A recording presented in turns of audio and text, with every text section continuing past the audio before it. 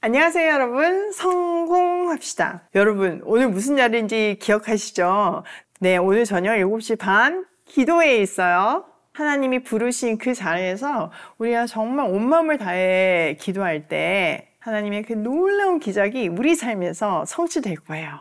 그 주신 사명을 가슴에 새기려면요, 하나님의 마음을 다운로드 받아야 되는데 그 다운로드 받는 시간이 바로 기도예요. 저녁 7시 반 이모집에 오셔도 좋고요. 또 상황이 안 되시면 온라인으로 실시간 방송해 드리니까 꼭 같이 기도해요. 근데 웬만하면 이모집 꼭 오세요. 정말 우리 그 조카들의 기적이 일어나는 공간이잖아요. 그곳에서 기도하면 그곳이 얼마나 특별한지 아실 거예요. 또 서로의 모습을 통해서 힘을 얻고요. 자, 우리가 어떤 실수를 할 수 있고 잘못을 할 수 있죠. 그러면 하나님이 거기에 대해서 정신 차리라고 벌을 주세요. 근데 그걸 다시 반복한다는 거는 너무나 안타까운 일이잖아요. 근데 이스라엘 백성이 오늘 그것을 반복하고 있어요. 자, 얼마 전에 미리암과 아론이 모세의 건의에 도전해서 거의 죽을 뻔했잖아요. 그런데 이번에는요, 더 많은 사람들이 모세의 건의에 도전했어요.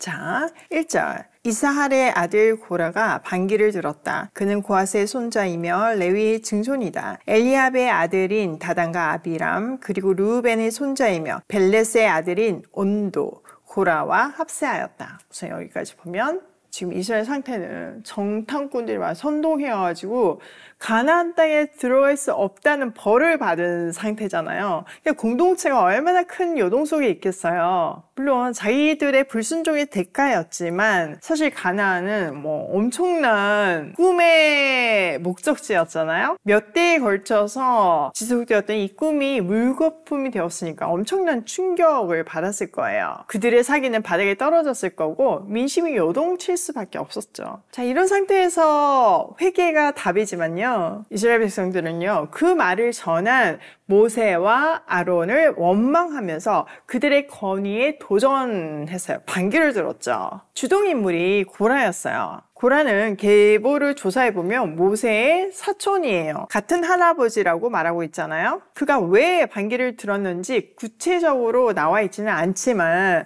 모세와 아론이 누리는 하나님과의 그 친밀성에 시기했을 가능성이 커요. 그는 비록 레위 지파이긴 했지만 아론의 후손이 아니었기 때문에 제사장이 될 수 없었어요. 또한 가담한 다담과 아비람도 르우벤 지파에 속했던 사람들이거든요. 자, 르우벤은 야곱의 장자잖아요. 근데 아버지의 침상을 더럽혔어요. 아버지의 아내 비라랑 동침함으로 그 장자 자리가 박탈당했죠. 그렇기 때문에 지도자가 될 수 없는 그 앙심, 불만을 품을 수 있었어요. 게다가 르우벤 지파는 장막 그 남쪽에 지내셨는데 르우벤 지파와 장막 사이에 그 레위 지파가 있잖아요. 그 레위 사람이 고핫 자손들이었어요. 그러니까 고핫 자손인 고라와 르우벤 지파 이 사람들이 함께 공개적으로 반역을 한 것은 우연이 아니라 미리 계획된 사건이었다는 것을 말해주죠.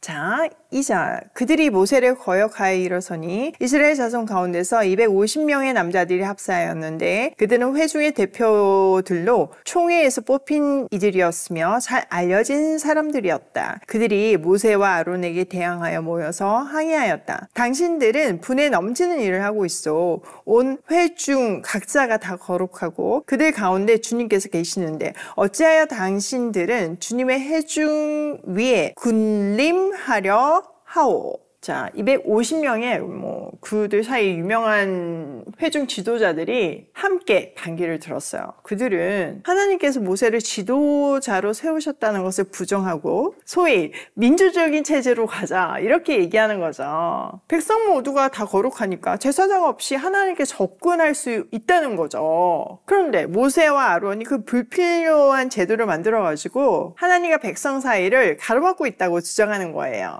자, 4절. 10절. 모세가 이 말을 듣고 땅에 엎드려 기도하고 나서 고라가 데리고 있는 모든 사람에게 이렇게 말하였다. 내일 아침에 주님께서는 누가 하나님께 속한 사람이며 누가 거룩하며 누가 그에게 가까이 나아갈 수 있는지를 알려주실 것이요. 주님께서는 친히 택하신 그 사람만을 주님께 가까이 나오게 하실 것이요. 이렇게 하시오. 당신들 고라가 데리고 있는 모든 사람들은 향로를 가지고 나오시오. 내일 주님 앞에서 그 향로에 불을 담고 거기다가 향을 피우도록 하시오. 그때 주님께서 한 사람을 택하실 것이요. 그가 바로 거룩한 사람이요.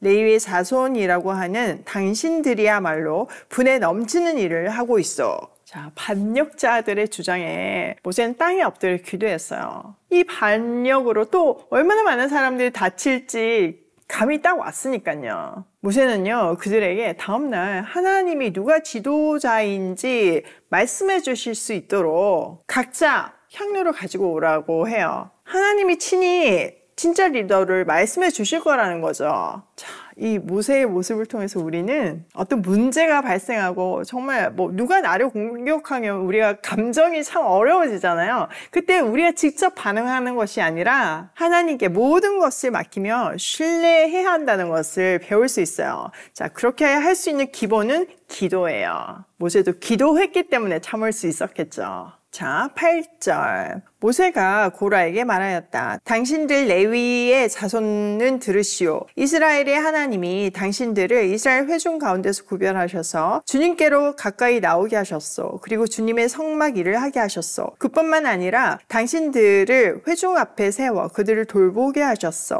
그런데 이것이 당신들에게 부족하단 말이오. 주님께서는 당신의 모든 동료 레위의 자손을 당신과 함께 주님께로 가까이 불러내셨소. 그런데 이제 당신들은 제사장직까지 요구하고 있어. 그러므로 당신과 당신의 사람들이 결속한 것은 주님을 거역하는 것이요. 아론이 어떤 사람인데 감히 그를 거역하여 불평을 한단 말이요. 자, 모세는요, 레위인에게 하나님이 주신 특권과 권위를 강조하고 있어요. 그리고 이들이 지금 이렇게 반란을 일으키는 거는 단순히 모세를 반대하는 것이 아니라 하나님의 권위에 도전하고 있다는 것을 명확히 알려주고 있죠. 자, 레위인들은 이미 구별된 사람들이잖아요. 하나님이 친히 그들의 기업이 되어주신다고 했으니 사실 다른 사람들한테 질투를 받을 만큼 사랑받고 있는 지파였어요. 그래서 그들은 그 중요한 회망에서의 역할을 맡았죠. 그런데 그게 만족이 안 되는 거죠. 점점점 탐심이 커져가지고 더 큰 권위를 원하게 된 거예요. 이거는요, 욕심과 자만심에서 나오는 죄의 본질을 아주 그냥 분명하게 보여주는 장면이에요. 우리도 때로 자주 그러잖아요. 하나님이 우리에게 주신 자리와 역할이 있는데 그것도 만족 못하고 그 처음 줄 때는 너무 감사했는데 그것에 만족 못하고 점점 더 많은 것을 원하잖아요. 더 많은 것을 원하면 이렇게 불평이 생기고 하나님께 도전하게 되는 거예요. 그럴 때 우리는 제정신을 차리고 기도하면서 하나님께 은혜를 구하면서 하나님이 허락하신 그 범위와 책임에 순종해야 돼요. 하나님께서 우리에게 맡기신 일에 충성할 때 하나님은 그 맡기신 자리를 통해서 우리의 삶을 더 풍성하게 하시죠. 그 놀라운 은혜를 경험하게 하잖아요. 그 순종한 사람만이 누릴 수 있는 축복이에요.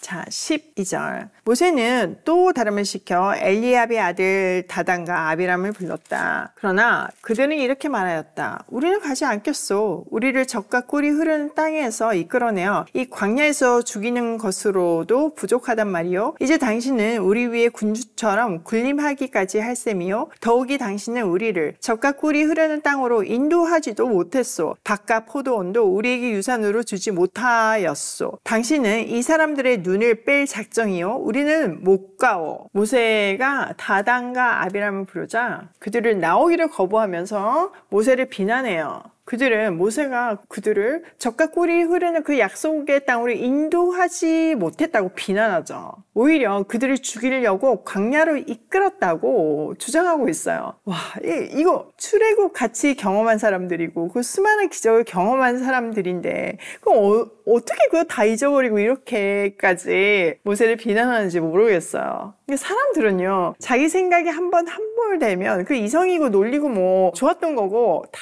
잊어버리고 자기식으로 다시 생각하고 싶은 것만 생각하고 그걸로 주장하는 것 같아요. 지금 이들도 하나님이 모세를 통해서 주신 그 인도하심을 완전히 무시하고 오히려 그를 비난하고 있잖아요. 막 억지 주장을 피고 있잖아요. 모세의 수고, 헌신 이런 건 다 얘기 안 하고 과거를 미화하면서 모세를 악하게 묘사하면서 막 몰아가고 있어요. 자, 여기서 보면 그들이 당신이 이 사람들의 눈을 뺄 작정이요 이렇게 하잖아요. 이거는 히브리어 속어로 상대를 속인다 라는 뜻이에요. 그러니까 지금까지 일이 모세의 사기극이고 자기들은 더 이상 사기꾼 모세에게 속지 않겠다 이렇게 얘기하는 거죠. 그래서 모세의 부름에 응할 수 없대요. 자, 15절. 모세는 몹시 화가 나서 주님께 아뢰었다. 저 사람들이 바치는 제물은 바라보지도 마십시오. 저는 저 사람들에게서 낙이 한 마리도 빼앗은 일이 없습니다. 저들 가운데 어느 한 사람에게도 잘못한 일이 없습니다.